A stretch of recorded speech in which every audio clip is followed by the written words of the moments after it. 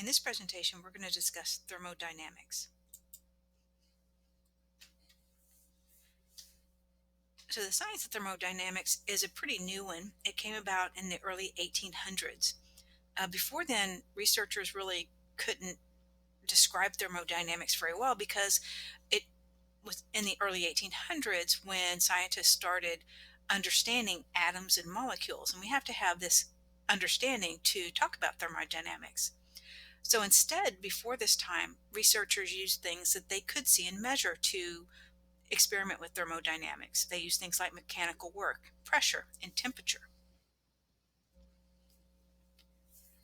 There's two main concepts of thermodynamics. One is the conservation of energy, and the other is that heat flows from a hot object to a cold object, which we talked about in our previous presentation. As far as we know, there's no upper limit to how hot something can get, to no upper limit to temperature. As thermal motion increases in an object, a solid object will melt into a liquid. As we continue adding heat, that liquid will turn into a gas. And then as we continue heating that gas, we can see the atoms actually kind of dissociate and lose their electrons, and that gas can become a plasma. And we talked about this briefly in the atomic nature of matter. And you can see that as we add heat, we can kind of expand these molecules, these atoms and these molecules. They move quicker and quicker until we add so much heat that they become that plasma where the electrons dissociate and they just create an electron sea that our nuclei are floating in. So while as far as we know, there's no limit to how hot something can get, there is a lower limit to temperature. And the way scientists figured this out was they looked at gases and they can see that when we heat a gas, it expands. And when we cool a gas, it contracts. And you can experiment with this by just blowing up a regular party balloon. And then when you put that party balloon in a freezer and go check on it an hour later, you'll see that it actually shrinks. And then when you take the balloon out of the freezer as the gas inside heats up, the balloon will expand again. So gases expand when they're heated, contract when they're cooled. And all gases expand or contract at a set rate. And this rate does not depend on the initial volume or pressure. So they're all going to contract or expand at a certain rate. So let's say we have a gas and we have that gas at 0 degrees Celsius and we're going to keep the pressure constant. By each degree we raise the temperature, the gas will expand by 1/273rd of its volume at 0 degrees Celsius. So if we raise it 1 degree, it's going to expand by 1/273rd, and so at 2 degrees, 2/273rds, etc. By every degree we lower the temperature from 0 degree, the gas will contract by 1/273rd of its volume at 0 degrees Celsius. So as we're cooling our gas, if we cool it down to minus 10 degrees Celsius, then it's going to contract by 10/273rds, by 100 at negative 100 degrees Celsius by 100 273rds. So what would happen if we cooled the gas to less than 273 degrees Celsius? Well, then that would be 273 273rds, or 1. And so we can't cool it any further than that because our volume will be less than 0. And we know that this is not possible. We can't compress matter to the point where its volume is less than 0. So there is an absolute lowest temperature. And here's an illustration of that fact. So we start off in B, we have our gas at 0 degrees centigrade or Celsius, and you can see its volume is 1.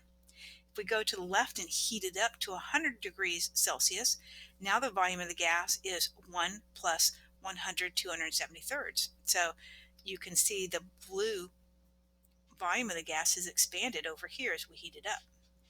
If we go over here to C, as we cool the gas to negative 100 degrees Celsius, now we can see that the volume of the gas is 1 minus 102/73, and you can see that the volume of the gas is much less than it is at 0 degrees Celsius.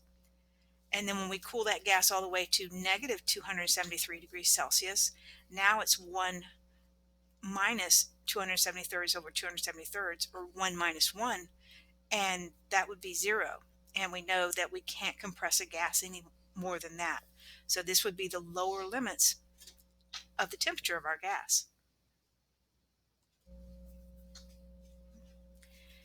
And this lower limit of temperature we call absolute zero.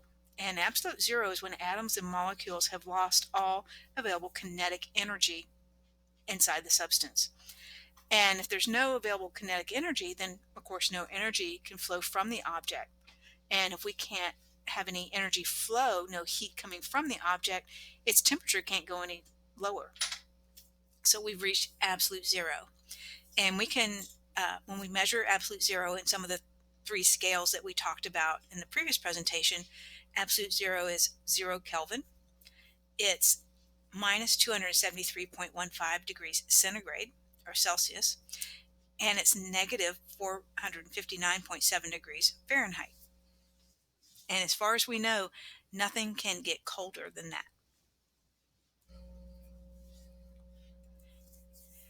So we talked a little bit about internal energy in our last presentation. And to recap, in all substances, molecules are constantly moving. So that can be kinetic energy. And sometimes it's translational or vibrational or rotational. Substances also have chemical energy. They also have potential energy, say due to their position. And there's some nuclear energy in the atomic nuclei. And so if we add all these together, that's the sum of the internal energy of an object. Internal energy can be very complex, but right now we're only going to talk about the changes in internal energy. And those changes in internal energy are indicated by changes in that translational kinetic energy or temperature.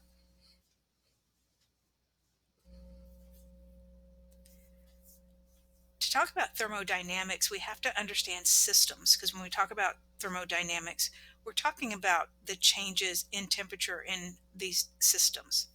And a system is any well-defined group of atoms, molecules, or objects, such as a car engine or the Earth's atmosphere or our own bodies, are all systems.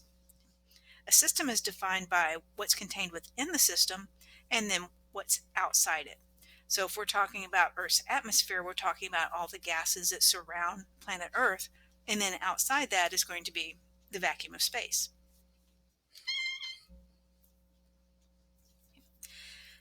The first law of thermodynamics states when heat flows to or from a system, the system gains or loses the amount of energy equal to the amount of heat transferred.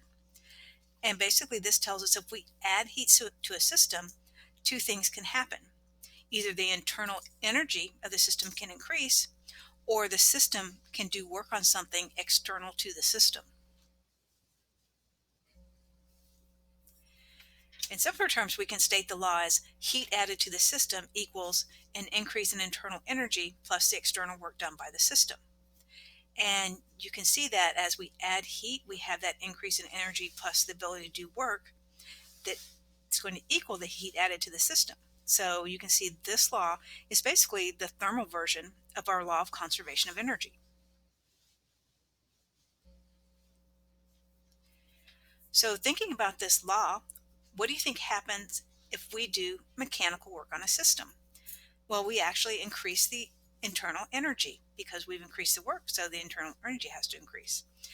And think about this, you can start a fire by rubbing two sticks together. You're doing work on the two sticks and you increase their internal energy and increase the heat.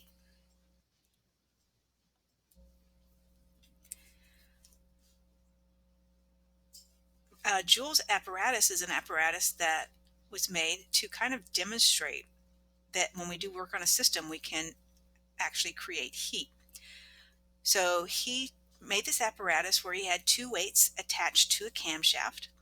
And as these weights were suspended, of course, they had potential energy. Like anything that's suspended has potential energy. When he let the weights fall, their potential energy was converted to kinetic energy.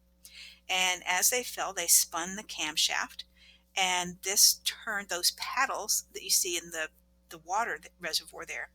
And as that kinetic energy of the weights turned the paddles and did work on the water, it actually made the water hotter. We could see an increase in the temperature of the water.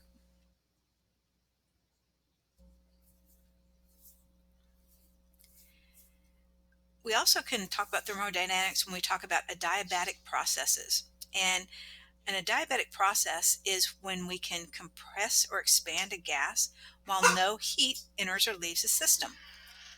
And we can achieve these adiabatic conditions by either thermally insulating a system from its surroundings or performing the process so rapidly the heat doesn't have any time to enter or leave the system. If we don't have any heat entering or leaving our system, then the heat added part of our law of thermodynamics is zero. So the heat added to the system is zero. So then we could say the increase or decrease in internal energy is going to equal the work done on or by the system, since we're not going to have any changes to the heat. So let's think about when you pump up a bicycle tire. And as you pump up the bicycle tire, you'll notice that the pump gets warm, it gets hot. And if you ask somebody, they'll say, well, maybe it's the friction of the piston, but it's actually not. The reason the pump gets hot is we are doing work on the system to compress that gas. And as we compress it, its internal energy increases and its temperature goes up.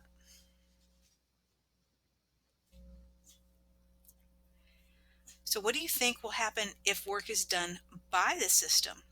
Well, if there's no heat added to the system and we're doing work by the system, then the internal energy is going to decrease and the temperature will go down. Think about a can of compressed air, those little guys you can use to like blow out your computer keyboard or other electronics. As you have the can of compressed air, and as you press on the button and the air comes out of the can, you'll notice that the can gets really cold in your hand. And what is happening there is the expanding gas, the gas is coming out of the can, it's expanding rapidly and doing work on its surroundings. And as it expands, it loses heat, it cools, and it makes the entire can cold. You can even experiment with this just uh, sitting at your chair. So just take your hand up and put it in front of your mouth, and then blow on your hand with your mouth wide open. Just kind of exhale on your hand. And as you exhale on your hand, you'll feel the air touch your hand, and just note, does it feel cool or hot to you? Okay. Then pucker your lips like you're going to whistle and blow on your hand that way. In which case, was the air coming out of your mouth feel cooler to your hand? And it should have felt cooler when you blew with your lips puckered, because, and again, here the air is escaping out of a small opening. It expands, and as it expands, it loses heat. So when you breathe on your hand with your mouth wide open, it feels kind of warm. But then when you blow on it with your lips puckered, it should feel cool.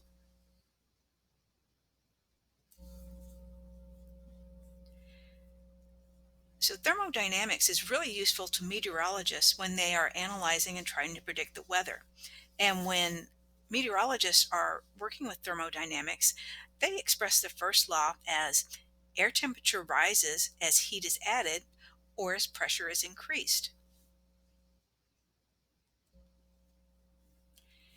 And this heat might be added to the system as incoming solar radiation from our sun, the terrestrial radiation coming back from the earth.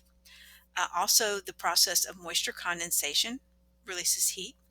And also, as the air contacts the ground, if the ground is warm, it can receive heat from the ground.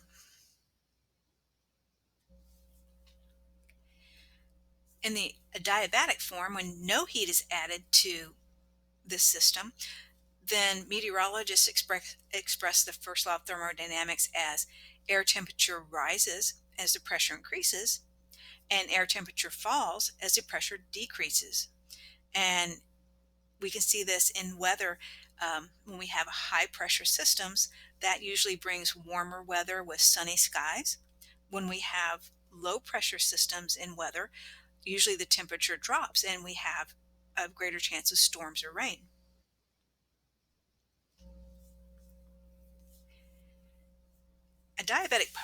Processes occur in Earth's atmosphere in these large kind of segments of air that we call parcels.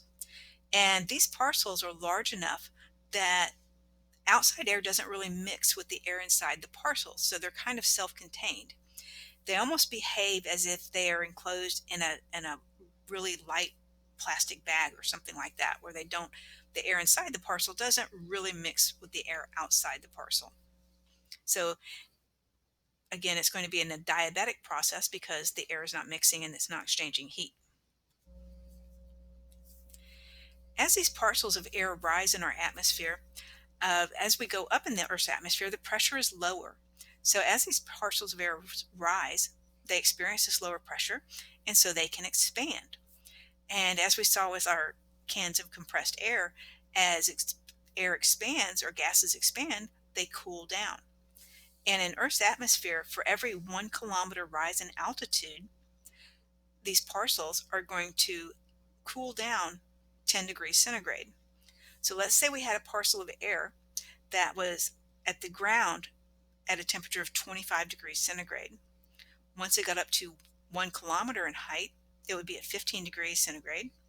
At 2 kilometers, it would lose another 10 degrees centigrade, so it would be 5 degrees. At 3 kilometers, it would be negative 5 degrees. At 4 kilometers, negative 15. And of course, if it rose up to 5 kilometers, it would be negative 25. And so on. As the parcel rises, it's going to keep losing temperature.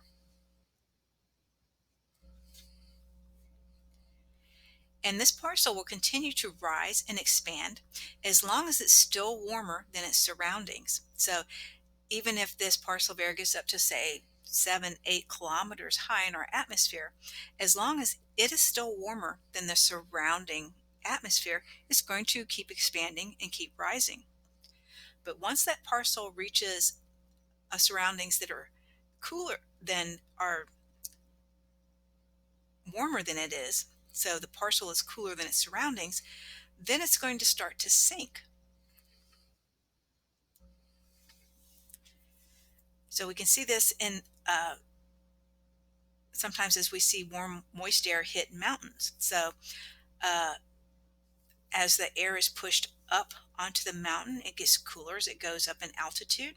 Cooler air can hold less moisture, so it usually rains on that side of the mountains. And then as it starts coming down the mountains, it it experiences higher pressure, and the gas starts to warm up. So, for instance, in the Great Plains of the United States, we have what's called a Chinook wind that comes from the Rockies. As the wind comes over the Rocky Mountains, starts to descend, it experiences higher pressure, gets warmer, and this warmer wind comes onto the Great Plains.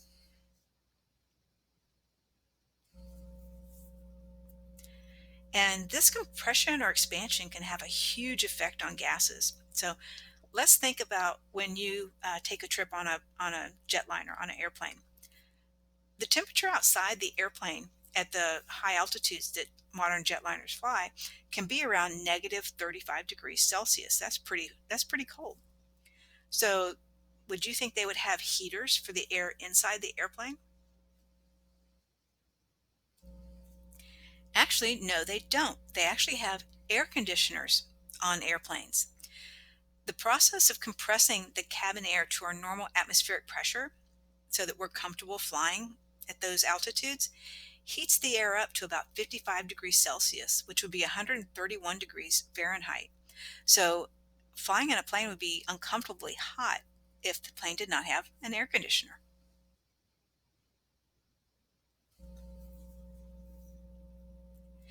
So we saw that air continues to rise and expand as long as it's hotter than its surroundings. When it gets cooler than its surrounding, it's going to become denser and it's going to sink.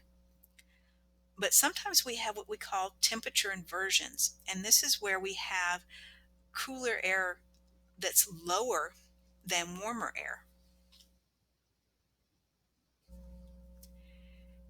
And during these temperature inversions, if we have rising warm air, it rises through the cool air that's on the bottom, say, of the atmosphere, but then it reaches this upper layer of warm air, and it's no longer warmer than that warm air, so it can't rise any further. And so sometimes you'll see this if you have smoke from a campfire or maybe a fire pit outside, and if there's a temperature inversion, you'll see the smoke rise up a certain distance and then it'll kind of flatten out because it's not warmer than that air above it, so it can't go any higher. And if you've ever been to, say, LA, Los Angeles, California, they have a lot of smog in that city, and that's due to basically a temperature inversion. So there's hot air comes from the desert over the mountains, and so over Los Angeles we have a hot air layer on top.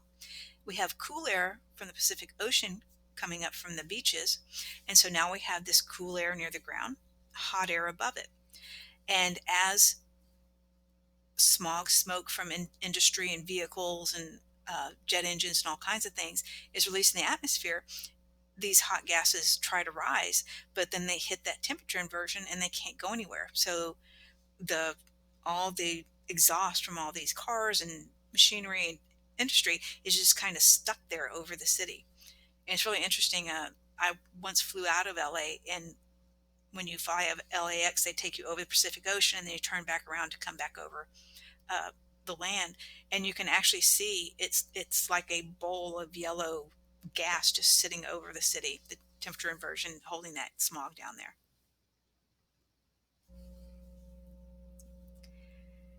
Our diabetic parcels can occur in other places than in Earth's atmosphere. These diabetic parcels can also occur in the ocean. Um, we're familiar with some of the surface currents of the ocean, like the Gulf Stream that I mentioned in the earlier presentation. But there's also deep ocean currents that are diabetic parcels that don't really interact with other currents in the ocean. And these deep ocean currents can take literally thousands of years to circulate around the globe. There's also diabetic parcels in the mantle of the earth, underneath the crust of the earth. So in the molten magma underneath us, there's these diabetic parcels that are moving and not really reacting with the rest of the mantle around them. And these diabetic parcels are actually thought to drive the tectonic plate movement that creates mountains and volcanoes.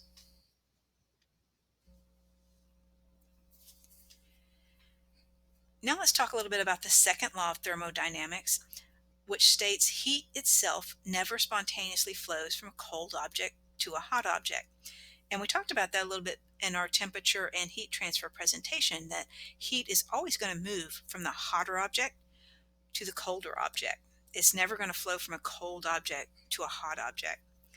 And think about this in the summertime, when you have the air conditioner going in your house, the heat is trying to, from the hot air outside, is going to flow into the cooler interior. And in wintertime, when you heat your house, the heat flows from the warm air inside to the cold exterior. So heat can only flow from cold to hot when we do work on the system or add energy from another source. If we maybe use a heat pump or an air conditioner. And we can see that this heat only flows from a hotter surface to a colder surface. Think about if you get out of bed and your bare feet touch a cold tile floor and it feels really cold to you. And is the coolness of the tile floor moving from the tile to your feet? No, what you're actually experiencing is the heat from your feet moving towards the cold tile floor. And we can see this if you stand on the floor for a long period of time. Pretty soon it doesn't feel cold to you anymore because the heat from your feet has actually been transferred to the tile floor, and that tile floor is approaching now the temperature of your feet if you stand on it long enough.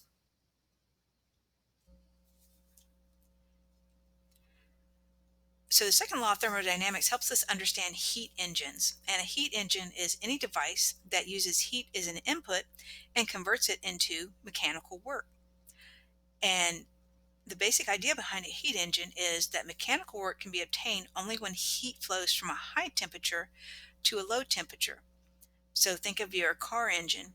We combust gas in the car engine, create heat, and that heat is able to move the camshaft and drive the wheels of your car. And then the excess heat is released via your exhaust. In every heat engine, only some of the heat is transformed into work. We always have some excess heat left over.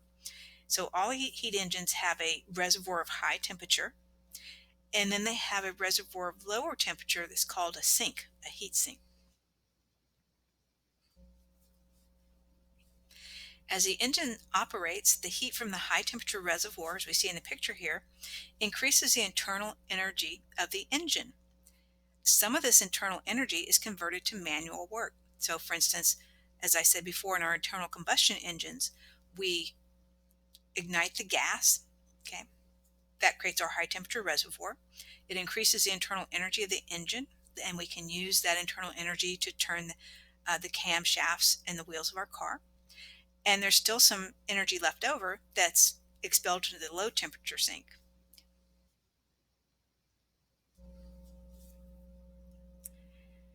And if we apply the second law of thermodynamics to our heat engine, it's going to say when work is done by a heat engine operating between two temperatures, T hot and T cold, only some of the input heat at T hot will be converted to work, and the rest is expelled at T cold. Every single heat engine that we know about is going to expel some heat. We never will have a 100% efficient heat engine. And this is why when you turn on your car, the hood of your car becomes hot. Some of that excess heat is being expelled. Um, if we are having a motor of our washing machine that's doing our laundry, it's going to be hot air, hot heat is going to be expelled. Also, when we are baking bread in an oven, some of the energy is actually baking our bread, but the rest of it is expelled as heat. And this excess heat can be either desirable or undesirable. Some of the excess heat from, say, power plants can be used to heat buildings, which is a desirable thing, or unwanted expelled heat can actually raise the temperature of our surroundings, and this is called thermal pollution.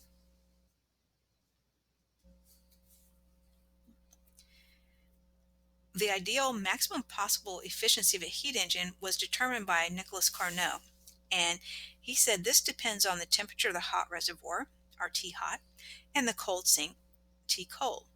And so the formula for our ideal efficiency is T hot minus T cold divided by T hot. And usually we use Kelvin for these. And real heat engines, again, our efficiency is going to be less than ideal because we're going to have to deal with things like friction. So we're never going to have 100% efficiency.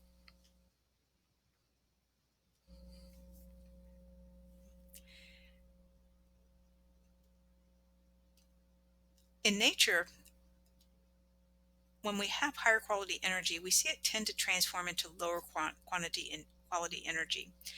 In other words, order tends to become disorder. And processes moving in nature from disorder to order can't happen without there being some type of external assistance. So, natural processes, order is always going to tend to disorder. Think about water in a waterfall. As water is falling, we can use that kinetic energy to say power a turbine and get hydroelectric energy. But once the water's already fallen, then it really doesn't have any potential to run the turbine. Okay. Or think of gasoline in a car engine. As the gasoline burns in the engine, its molecules become disordered. So there's no way to use a gallon of gas in one car and then take that gallon of gas and put it in another car and use it, because after we use it, it really doesn't exist as gasoline anymore. Its molecules have become disordered. The amount of disorder in a system is called entropy.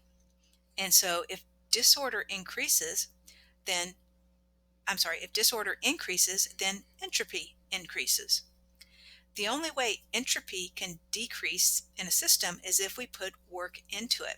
So, for instance, we take in food and as we take in that food, we can organize the cells of our body. So living organisms can decrease entropy.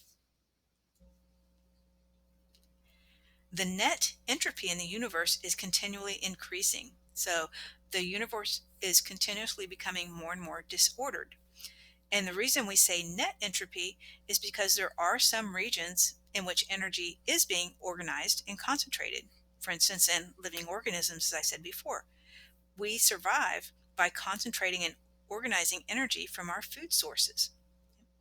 And we have to keep putting that energy into the living system to support our continual ordering of this energy. When that energy is withdrawn, then the organism soon dies.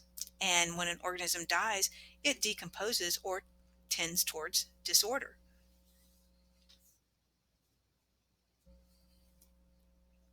It's important to realize that when we talk about entropy in the second law, it's a statement of probability, not an absolute. And if given enough time, even the most improbable states might occur. Entropy might actually decrease without extra work being put in that system. So let's say you have 100 pennies and you spread them out on your desk and then you push them on the desk. And if you keep doing that time after time, at some point, it's very possible that as you throw these 100 pennies on the floor, all of them will land heads up, or all of them will land tails up, or even all of them might land standing on edge. Okay, that situation is not very probable, but it is possible. So the second law of entropy is a probability, not an absolute. The third law of thermodynamics talks about entropy and when entropy is going to stop. Okay. And this says the third law says if we have a perfect crystal, the entropy or tendency towards disorder of this crystal is zero when the temperature of the crystal is equal to absolute zero. So basically, this means when the molecules cannot have no more kinetic energy in this crystal, then its entropy is going to be zero because there's nothing more that those molecules can do. Now, of course, no system that we know of can have its absolute temperature reduced to zero. Researchers have tried in laboratories, but they've only come close. So we never have actually observed or created uh, any object that is actually at absolute zero.